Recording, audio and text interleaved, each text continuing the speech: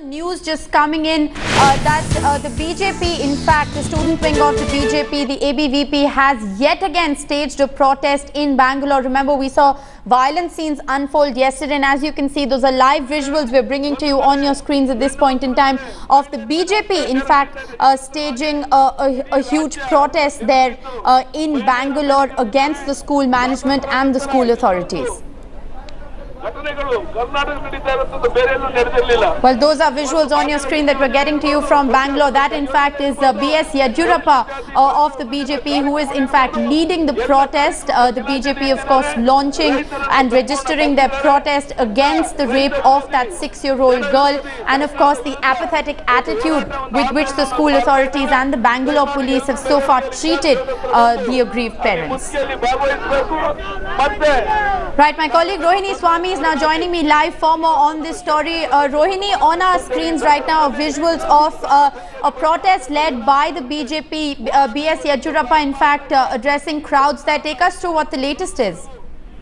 To see how the BJP MP from Mr. B.S. Yediyurappa, who is also the former minister, has now basically what he's doing is he's leading a protest, very clearly saying that women are not safe in Karnataka. He's also written a letter to the centre saying that security has to be beefed up and the law and order situation in the state as the machinery basically has broken down, something needs to be done, and that is why we have seen talks erupting all of. Right, we're going to try and re-establish that phone line with Rohini Swami, but those are live visuals we're getting to you on your screens at this point in time of the BJP launching a massive protest in Bangalore. Remember, yesterday it was the student wing of the BJP, the ABVP, and today we're seeing a protest led by B.S. Yediyurappa in Bangalore, in fact, protesting against the failure of the state machinery, the state law and order machinery, to not just prevent crimes against children, but also the apathetic, the callous manner in which school authorities and the Bangalore police have dealt with this particular case. My colleague Ratnika Sharma is still live with us from the school premises. Ratnika, even as the Bangalore Police Commissioner and school management authorities, meet with the parents to quell the insecurity, protests once again taking place, this time being led by B.S. Yediyurappa himself, Ratnika. Raging sense of this is. All right, we seem to be having some kind of an audio link problem. We're just going to try and re-establish connection with all our reporters. But the breaking news that we're getting to you at this point in time is that B.S. Yediyurappa is in fact leading workers of the BJP in protest in Bangalore. Those are live visuals that we're getting to you on your screens. Remember, the BJP has constantly been protesting against the apathetic attitude of the institutions, the callousness with which the school authorities have dealt with this horrific crime, also demanding the death sentence to be meted out to the accused in this particular case. BJP student wing yesterday had led protests outside the school premises, remember, which turned violent. The police were forced to resort to lathi charge. And today, senior leader of the BJP in Karnataka, B.S. Yediyurappa, in fact, leading BJP workers in protest. This really is a story that is not going to die down anytime soon, because it is your child at risk. It is you who matter. And of course, here on Headlines today, we're going to continue to track developments on that story. Rohini Swami is on ground zero at this point in time in Bangalore. Rohini, B.S. Yediyurappa leading a protest against rape, protesting against the failure of state machinery to prevent crime against children. Take us through what the latest is. What are you seeing around you? What is it that Yediyurappa is saying in that address to the crowds? Well, ever since we've seen the rising crimes against children and women in Karnataka, we've seen protests erupting all across the state and also in Bangalore specifically. But here, the former Chief Minister of Karnataka, Mr. B.S. Yediyurappa, and also the MP from Karnataka, very clearly saying that he's deeply angered and he's anguished by the repeated incidents of heinous crimes of rape and murder that are taking. He has taken out this huge protest park in Bangalore. Right. The whole idea, he says, is that the government machinery has broken down. There's no law and order in the state. There's no fear for the police or fear for the law, and even for that matter, protesters are walking freely. Maybe a few arrests maybe he has made, but he is also very clearly saying that the accused should be brought to book and they should be given the strictest punishment. More importantly, he's also written to the Home Minister, Mr. Rajnath Singh. He's written to the Centre also saying that immediate action needs to be taken and the law and order situation should be brought under control. He's also spoken about how there are rising rapes, especially amongst women and children, and that should be brought down as soon as possible. But absolutely, B.S. Yediyurappa there leading a protest. Rohini Swami bringing us the information that he has in fact written a letter to the Home Minister.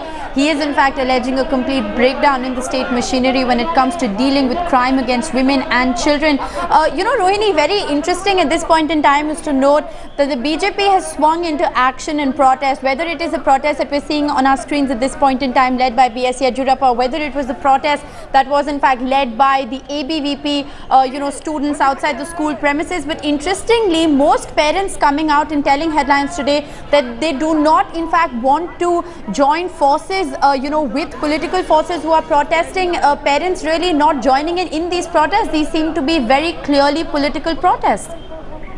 You see, the point is that after the first major protest we saw of the parents just outside the police station near the school, right, since then we've seen it take a political turn. We have seen how a lot of political parties are taking advantage of the situation and trying to hold protests of this sort. We've seen the ABVP, we've seen the BJP, we've seen even other factions coming across. The parents are clear.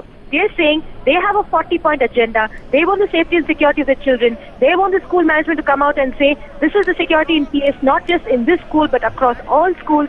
They want to feel safe when they send their child there, and whatever time he or she spends in school, and see to that no incident of any kind of abuse, physical or mental, takes place as a child. That assurance they need, not only from the school management, from the government, from the police forces.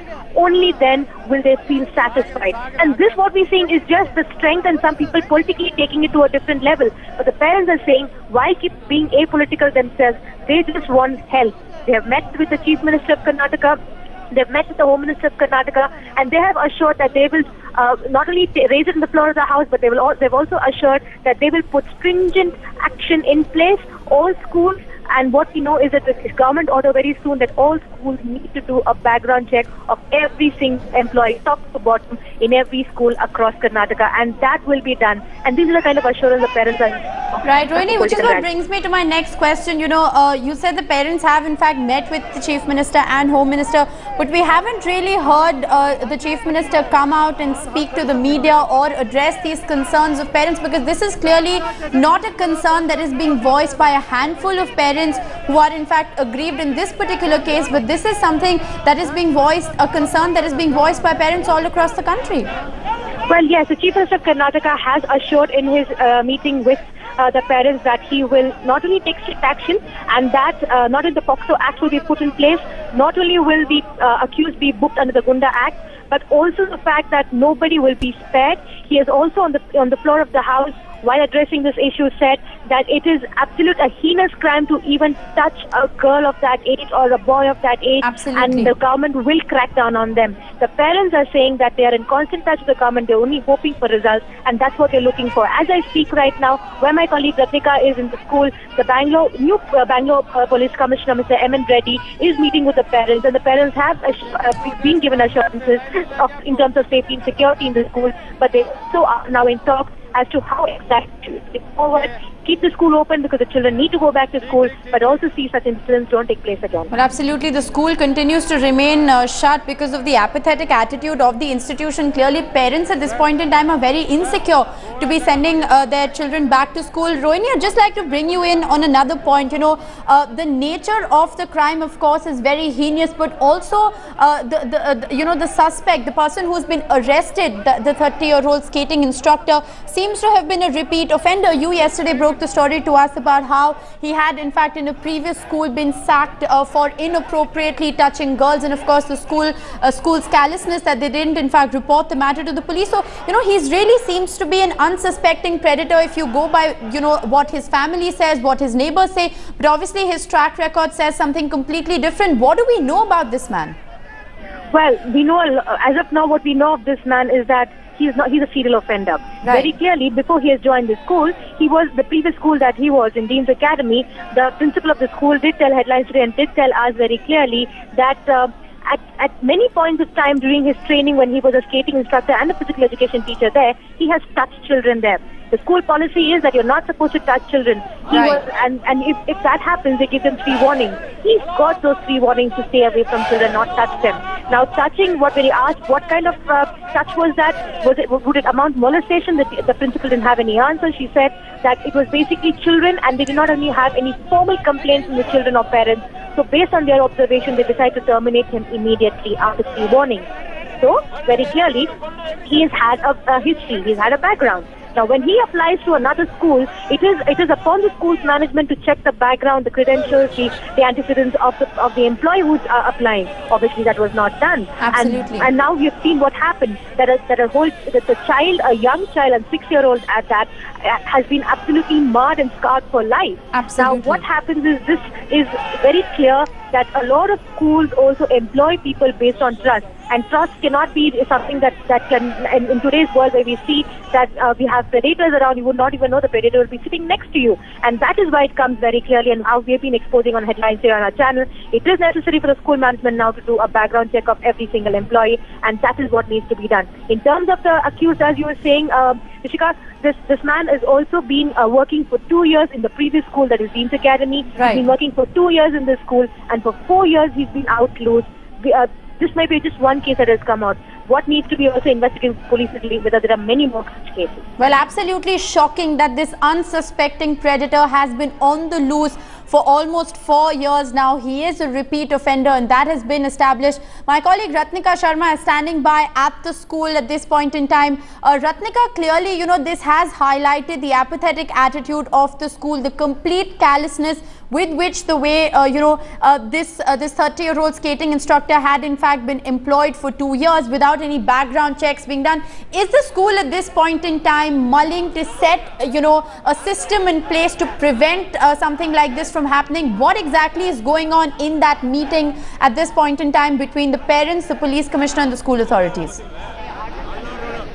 Well, let me just clarify that despite all these efforts by the parents, by the police, right now, even as we speak, the meeting is going on between the commissioner and the parents, but there is no school management present, and which is what is very surprising, because even at this point, the school is not coming out and responding to parents' concerns and problems and the entire issue, even after the arrest has been made.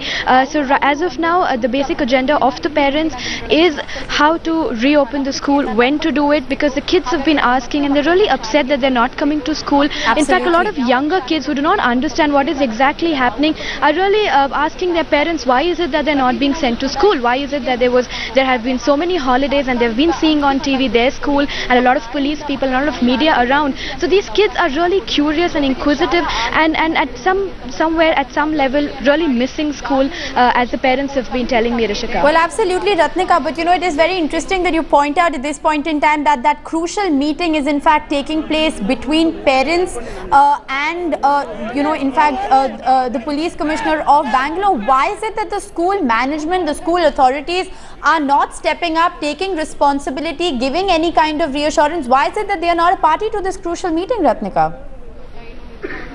Definitely, this is the underlying question, and has always been since day one, and that's the biggest grievance the parents have. Why is the school management not coming out and really owning up some kind of responsibility? All they do is just send SMS saying the school is closed tomorrow, and at most the chairperson has sent a letter to the parents assuring them that they will take part in investigations and be really cooperative. But apart from that, that's the most surprising question, that why is it that the school is not coming out?